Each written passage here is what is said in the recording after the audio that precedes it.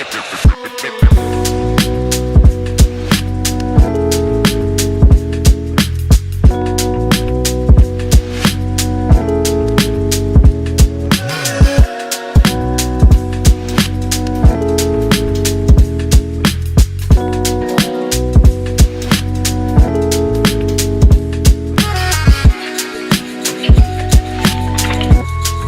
might have to pull that up, Kale. That might be a thing to get ready, man. Dude, he's looking incredible today. He's styled out. Tony Brothers? Yo, 50 points. I saw it. Did you see it? It's so funny, man. What is up, everybody? Welcome to the pregame show. Let's go! Presented by Miller Lite. What time is it, boys? Oh, it's Miller time. That's right. It's Miller time. We are also here in the Toyota Lounge, driven by your Front Range Toyota stores. Toyota, the official vehicle of DNVR. Hop in the Toyota chat.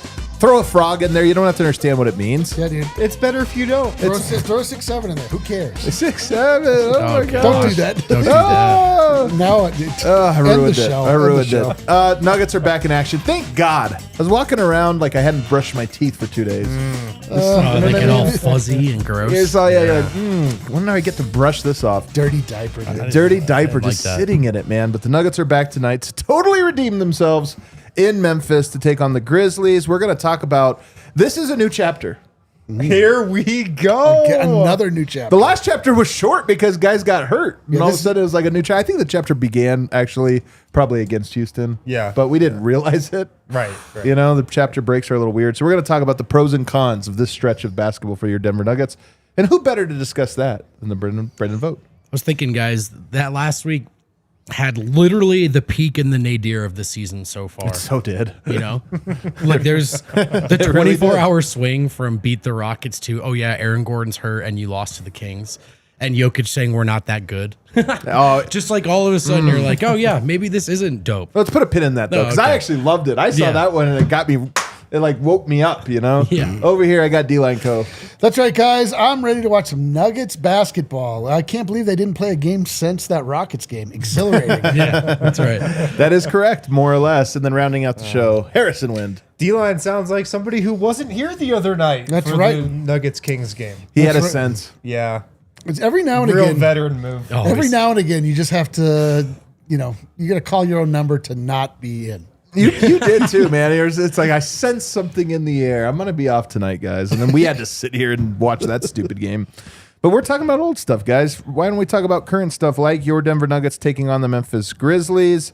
They're not so good, so we should be worried. Wynn, do you have some game notes for us? Yes, absolutely. The Grizzlies come into this game 6-11 overall. They're third in the Southwest Division. And Thanks for the division stand. Yeah, I was wondering just where they were at the division.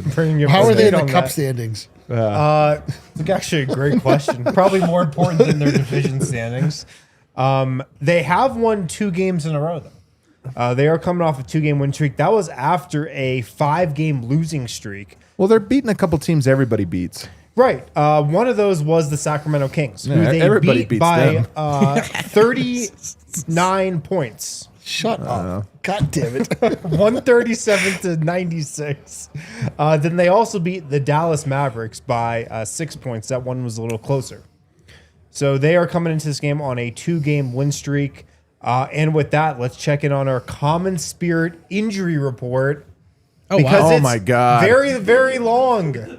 Christian Do we Braun, scroll? Aaron Gordon, and Julian Strawther are out. I did have to change the graphic template to fit more names.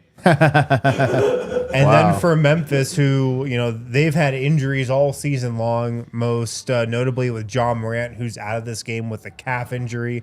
Ty Jerome, he's been out also with a calf injury. Brandon Clark's been out as well. Brandon Clark, it's like, let me know when Brandon Clark is in. You know what I mean? Otherwise, I just assume. That was the wrap on him coming into the draft as well. It's kind of been the story. Jaren Jackson Jr., the one real notable one here, ankle injury. He is playing tonight. Yeah, he is in. Scottie Pippen Jr. also out for them. But experience the difference compassion makes. Find a Common Spirit location near you. Discover a new standard of health and healing by visiting mountain.commonspirit.org. Common Spirit Health is the official healthcare partner of the Denver Broncos.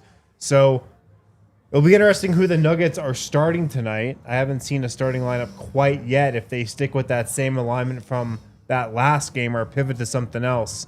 But But yeah, AG, CB, the 2 starters out, and Julian Strother out as well. Would you guys want to see them pivot from that starting lineup? So it was is it Spencer? Pewat and Cam Johnson? Pewat and Spencer, right? Yeah, Spencer Jones starting in. I actually think Pewat for sure I like playing. We're going to talk about him here in a little bit, but I like him playing minutes with Murray and Jokic. I think it's good at Cam. Spencer Jones to me, it's just by default. It's not that I love that fit, but who else is the big body? You got Jaren Jackson Jr. tonight, big body. Right. I kind of feel like he's the only option there, unless you really are getting weird. Yeah. You go Pewat 4 and then start Tim, but then you're undersized. So Right. I hear you. So I think I wouldn't be surprised if we do mix it up, though. I wouldn't be surprised if it's not always the same. It's a little more I matchup think dependent. the mad scientist might get real crazy. Well, how crazy? Jokic off the bench? Duran Holmes. Yeah, Jokic Well, off the Memphis- bench. I don't does think you have roll a Duran pretty Holmes big, right into a starting lineup. Man. I think Memphis that's has like a big front unfair. line, though. I mean, they play some size. They have Aldama, they have Edie, and they have Jaren Jackson playing. So that's 3 legit big men that the Nuggets are going to have to contend with tonight. It would be nice to see him, though. I mean, here's the thing about it. The Nuggets right now, as shorthanded as they are, we know they have, if you're counting Spencer Jones, which I think you count him to me as an 8th man, even if he's a starter, he's still an 8th man. They have 8 guys, and you want to go to a 9 or 10-man rotation. So you're looking at Pickett, Hunter, or Duran, or Zeke. And to me, you might as well play Duran in that spot if you feel like there's a matchup. So I think he can play, but starting him, I think, would be a little. Again, it's some of this is protecting the player. You know, like you haven't even played in the NBA yet. Oh, you're starting tonight? Well, the only argument I can see for it is he gets to start, gets to debut in the NBA playing alongside Nikola Jokic, always a bonus. And then also you get to keep your bench unit together, which David Adelman has shown a penchant for wanting to do. So I think that I would start Spencer Jones because I would like him to just kind of get his jitters out. You know what I mean? Like I want him to because I think that he's 3 fouls in the first quarter. I just think he's a guy. I think you just kind of have to play through it. Like you got to get to the point where you don't have 3 fouls in, right? It's like putting a puppy in there, and it's just got to learn to not jump up on the company. I think the other thing about Spencer Jones or about Duran Holmes, if you think about it, is it's not that the NBA is like so complex that it's like the NFL where you have to study the playbook and I don't know the play. Right. But there is just a level of what am I supposed to be doing out here? Totally. And I think if you throw him in the starting lineup, it's just a lot of pressure of there'll be so many possessions where it's like, no, you are down here. You're over there. No, you screen over here. And I just don't think you can do that to a guy like that. You give him short stints. If he does play, you give him short stints that are somewhat controlled so he kind of knows, okay, we're probably running this action a bunch. I'm going to be here. Yeah. We do have the starters. Oh. Spencer Jones in the starting lineup. Let's go. With Cam and Peyton Watson. And Jamal. It makes sense. It makes sense. I mean, it is smart to sort of keep at least one unit somewhat intact if the other one has to be like so wonky. Yeah. I don't think Spencer Jones completes the bench, to be honest with. Like to your point about keeping the bench together. Completing any lineup. Yeah, he doesn't complete the starters either, but we'll see. I really like Spencer Jones. I hope he doesn't play 29 minutes or whatever it is again. To me, I like him starting, but there are guys that start and play 14 minutes. Sure. Dante Jones used to do this for the Nuggets back in the day. Real throwback. He used to start the game and then not come back in. Yeah, it was like he'd play 6 minutes and not come back in until the next half, then 6 minutes, and then he was done. So it happens a little bit. What are you looking for tonight, Vote?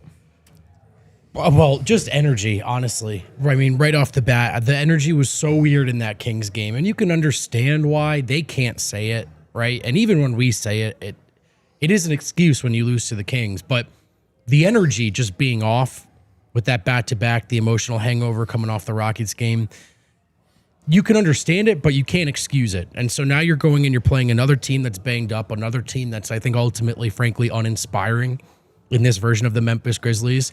Are you inspired to play your best basketball, regardless of what they've got going on over there? Did you hear what Jokic said? Which again, I think is more matter of a fact than it is like worrisome or whatever. But yeah, he's not satisfied with this start. He thinks everyone needs to be better and can be better and can show more urgency. Yeah. Do we see it tonight? So I want to go to this quote because I actually loved it. Of course, Yoke always takes an hour and a half to get ready, so we don't always get his quotes when you're logging on from the arena. But last night he had, I thought, some very introspective stuff. He's always good, but he comes in and he says, I just think right now we're not very good. and it's funny because their record is great, and everybody's gassing him up. And I don't think Yoke's doing this in a conscious, like, oh, I'm going to really stir the pot now, or like really think about it. Shaq or Kobe used to do these things through the media. I think he's just being candid and has an intuition. And here's my hunch. I'm playing psycho analyst here, which is my favorite game to play. I mean, it's great, one of our favorite things to do. It's so Anyway, good. I'm licensed in it. Can we do me next? Yeah, I will get you. Well, it's going to get a little dark, a little heavy. I just don't have insurance. No, but here's my thought about it is, I said back-to-backs are less about how good of an athlete you are, how tired you are, any of that stuff. It's how mentally tough you are. And I was proud of, I actually liked Cam Johnson because I felt like him, Jokic, Peyton, Watson, those were the three guys that I thought the energy was normal. Like they went out there and approached it. Thought everybody else kind of had a lot of like, oh man, this sucks, doesn't it? And I wonder if Jokic just has this intuitive sense of, I know everybody wants to fast forward to April. Right. Thunder, Rockets, this or that. And I think he's looking around and just senses, whether he can articulate them or not, he senses we have a lot of work to do. Yeah. And yeah, our record's good, but like we're not chasing beating the Kings and beating the Bulls. We're chasing being as good as we can possibly be. And good teams win on back-to-backs. We didn't have the energy. Like we have a lot of work to do. Yeah. And I do think maybe there was a little of, there are a lot of new guys on this team this year. There's a lot of new guys on this bench unit. Cam Johnson's here. A lot of different lineups and stuff. And yeah, the Nuggets are 12-4, but maybe it was just like a little reminder from Yoke to the rest of the guys that's like, yeah, like we haven't done anything yet. We had an okay start to the season, but we're not that good right now. Like we still have a long ways to go to get to the level where we need to be entering the playoffs. Yeah, we've had a good start, but like we are not at where we need to be at all. And maybe it was just a reminder to those new guys, like, yeah, this is like the expectation around here. I mean, definitely, if you look at the common thread between the two devastating or at least ridiculous losses, it was the bench. The bench absolutely came up and did not contribute meaningfully at all. Like Bruce Brown, invisible in both of those games. Which is a bummer because of all the guys, I would have been like, Bruce Brown, that's a back-to-back foxhole guy. Not just that he was invisible, but just ineffective, I should say. Like they're just like deeply ineffective bench minutes in both of those games. And so I agree with you. I don't think that he's using the media to deliver the message, but I just think that he, when looking at the team, is like, just feels that way. It feels that way, yep. And he probably also is looking at, I had 44, 13, and 7, and we lost. Like we're like last year at the moment. We've got some work to do. We got some work to do because if I didn't have a heroic effort, then we lose this game. I even had a what did I just say? Heroic effort, not horrific effort. Heroic effort, and we lost this game. And oh, by the way, those two guys in our starting lineup aren't coming back. So does that mean I have to put up 44, 13, and 7 every night for us to go 500? Yep. I almost get the sense maybe he's feeling a little bit of that at the moment of like, damn, man, this feels like an old hat in the worst way. And go for it. Well, and just because you did a lot of work in the offseason to make the roster more balanced doesn't mean all your problems are magically solved. Like you still need to use these 82 games. The Nuggets can compete with the Thunder, but they're not the Thunder. Like there's point A and there's point B, and the in-between matters a lot for Denver. They have to become a different team from now to then. And, the regular season does matter for some of these. Like, look at the Nuggets who are a contender, and if they use this regular season the right way and smooth out some of these bumps, they will absolutely contend for a title.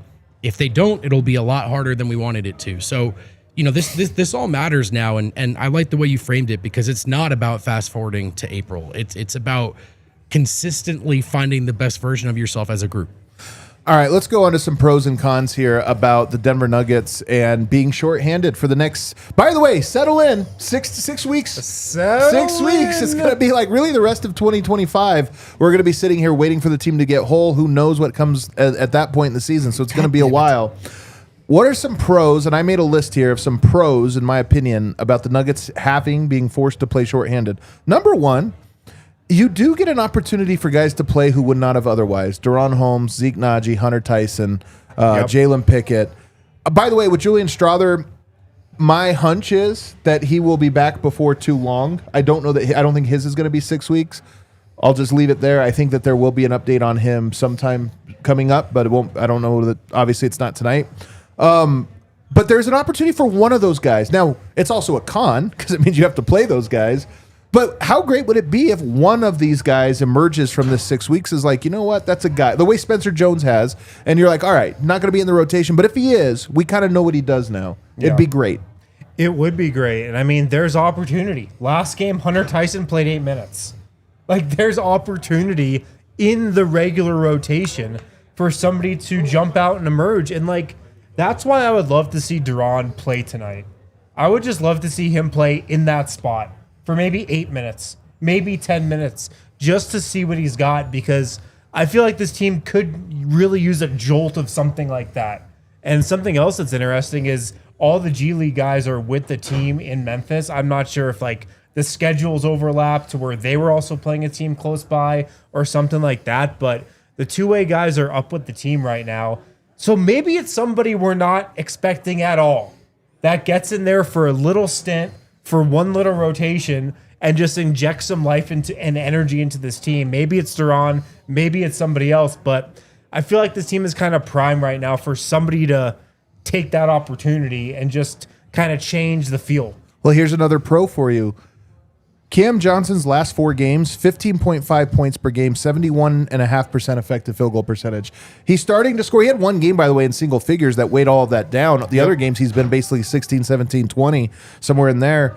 So to me, that's an encouraging sign of they're kind of forcing the ball now to find him a little bit more, and he's starting to find his footing. Yes. If we get 6 weeks of this could really boost him into a new stratosphere. I mean, yeah, he's their actual third option now, right? Yep. And I think part of what was happening was he really was not this kind of third and a half. He was the fourth option, truly, right? But behind Aaron Gordon. And they're going to need to put the ball in his hands more. And then the expectation, right? Like what the level of what is needed from Cam Johnson just went up big time.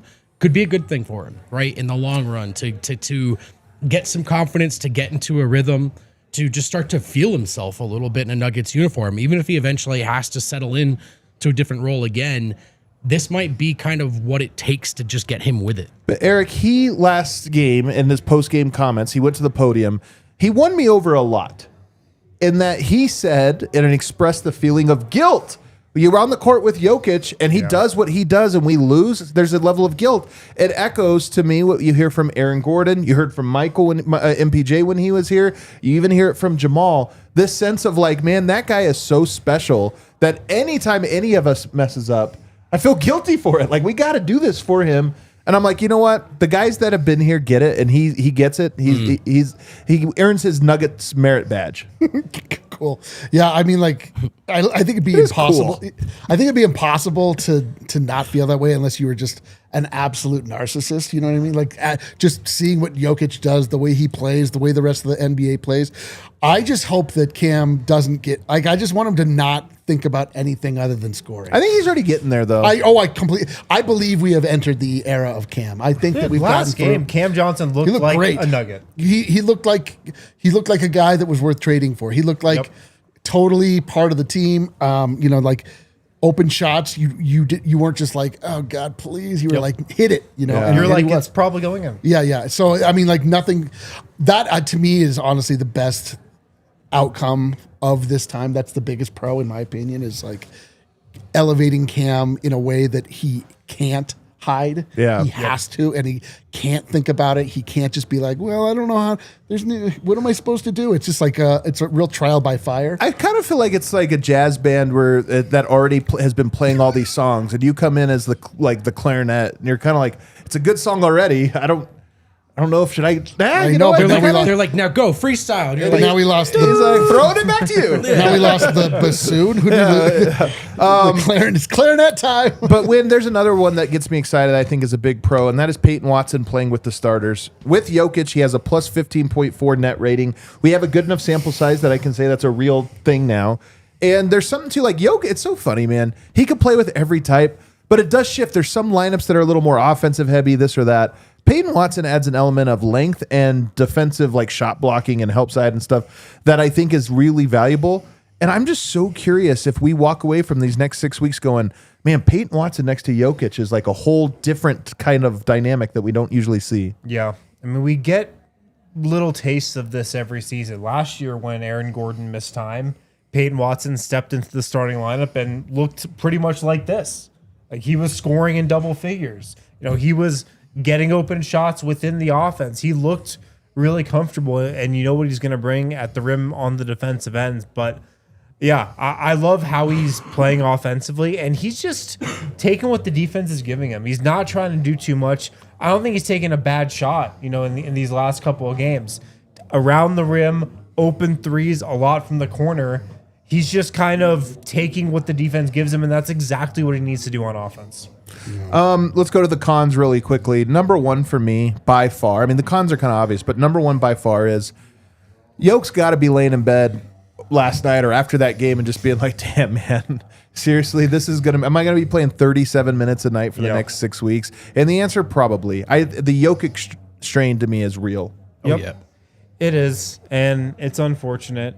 I mean, case in point against the Kings when he needed to go for 44, and they lost. And Jamal as well. Yeah. I mean, Jamal was the one that makes me more nervous. Yeah, I mean, both of those Sadly. guys played 40 minutes the night before, and then David Adelman even said post-game he played more minutes than he wanted to for Jamal, but he had to out of necessity. And there's to me, that's the bit, like there are potential silver linings. There's the obvious layer of just losing what Aaron Gordon brings, and then it's the strain it puts on the top, and the whole point of this offseason was to hopefully not have to do that again. And unfortunately, they probably will just to get through December. Then the last one, just general lack of depth, I do think is going to be a thing. Like here's what I was thinking. If anybody gets in foul trouble, like Spencer Jones the other night, or just anybody gets injured from this point forward, like Denver's so decimated now that I feel like they have 8 guys, and I'm like, all right, push come to shove, 8-man rotation, you get 3 nights off after this, you can do it. But you lose one more of these guys, and you're talking about Zeke, Hunter, Duran. They're just in the rotation. They're not an additive. Hopefully they give you 5 minutes. It's like we need 15 minutes, 20 minutes out of Zeke tonight. So now the margin for error on the injury front is super thin. Yeah. It's crazy because they are most, like, the word stacked is wrong, but they have the most players that fit that 4. And it's somehow they're like the most shallow. It's like Zeke, Hunter, 4-4. Yeah. Duran 4. Spencer Jones 4. Yeah. And yet somehow, theoretically, they have all of these players you can slot in, and it's like the most nervous about it. They're the most unproven guys. Absolutely. I mean, every couple of years they draft somebody to try to fill that spot, and just they haven't worked out. I know. And it does kind of highlight there's layers to depth. The Denver Nuggets are deeper than they were.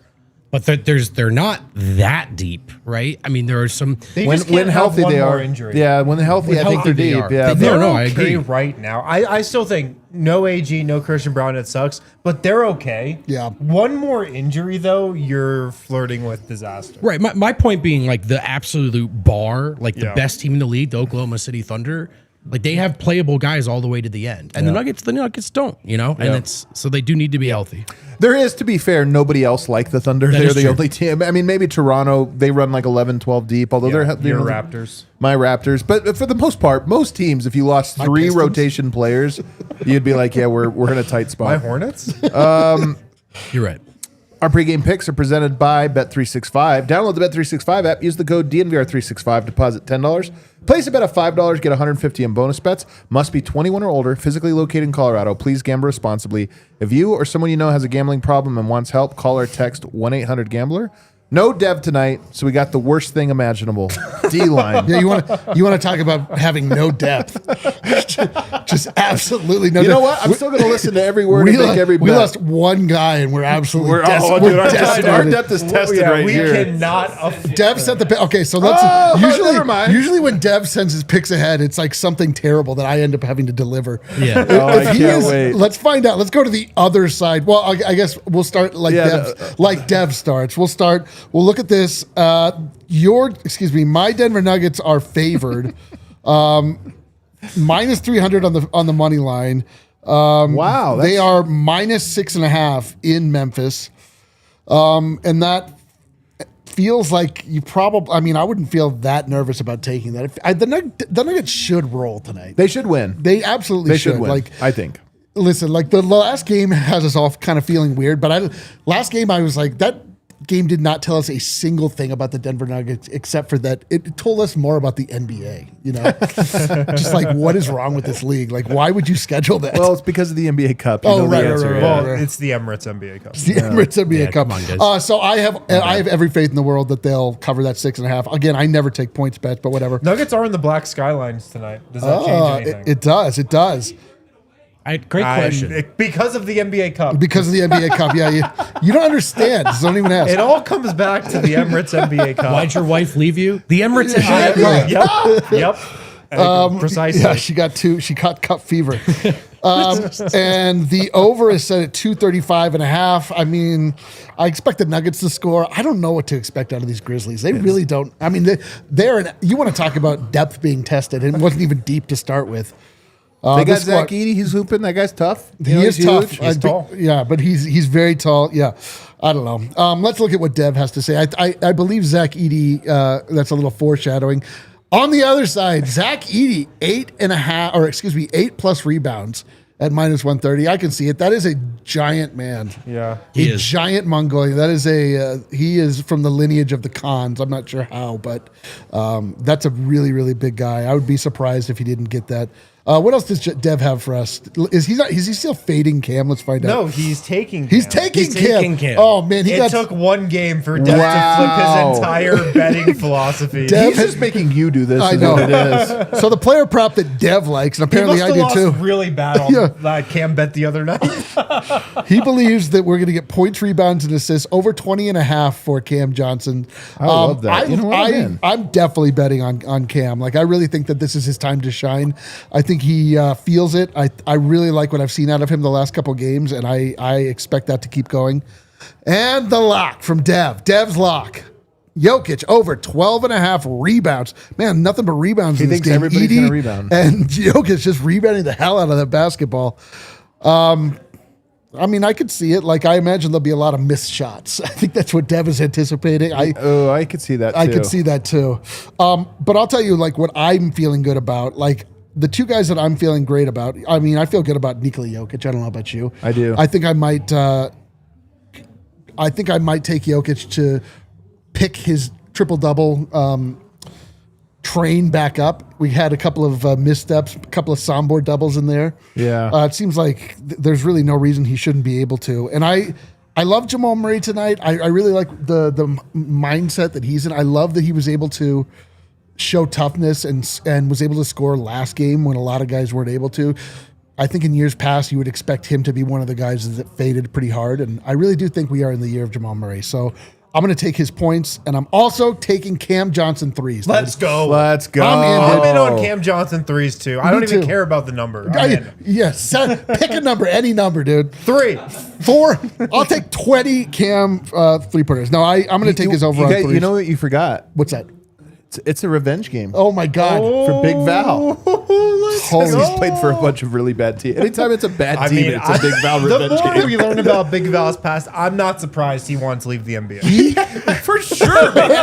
I He know. honestly had the worst I would NBA also be experience done possible. with this league. He did come out like he really wanted to take it to the Kings last time, and that actually Like, is a I thing. do not want $10 million. I want to get out of here. I mean, if you played for New Orleans, Sacramento, I know, man. Well, no, so Memphis, I mean, they Wasn't at he least, Washington they made too? the playoffs together at least, right? I believe. Yeah, the run was New Orleans, Washington, Sacramento, which Yeah. is, you know, Well, That's yeah, tough, you got man. the Wizards mixed in there. Yeah. Yeah, too. Cam Johnson's threes are set at 1.5. The Yes, please. Is Oh, Dev let's setting do one? it. Yes, but yeah, if Dev said it, he would take Dev the is under. the secret bookmaker. You know What what? a I'm hater. doing it. Cam Johnson, I'm taking it. What an absolute hater. All right, guys, we're going to... Oh, wait, we have some Super Chats? All right, man, bad omen. damn, all right, wow. Bad omen. Yeah. All right, Whoa. we're going to head on over to the watch along Ouch. set. Hit that like button. Meet us over there.